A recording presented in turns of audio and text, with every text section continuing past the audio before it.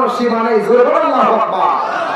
আল্লাহ যদি পুরস্কার কাউকে দেন কেউ নিষেধ করতে পারবে না, আল্লাহ যদি কাউকে পুরস্কার না দেন কেউ দিতেও পারবে না। কথা বলে ঠিক কিনা? সুতরাং ক্ষমা করার মালিক কে? আরো জোরে কোরআনে কারীম জানিয়েছেন লিল্লাহি মা ফিস সামাওয়াতি ওয়া মা ফিল আরদ ইয়াগফিরু লিমান ইয়াশা ওয়া ইউআযযিবু মান ইয়াশা আল্লাহু গফুরুর রহিম। সুবহানাল্লাহু আকবার।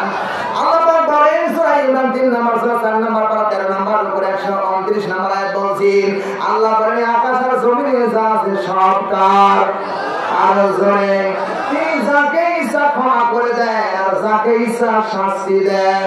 আল্লাহ যাকে ইচ্ছা যদি ক্ষমা করে দেন পৃথিবীর কোন বিজ্ঞান নাই তাকে ঠেকাইতে পারে।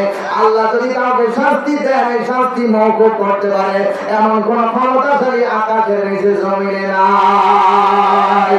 এর ভয় করতে হবে একমাত্র কারে? আরো জোরে বলেন কারে? আল্লাহকে ভয় করে পৃথিবীতে চলবে ইনশাআল্লাহ।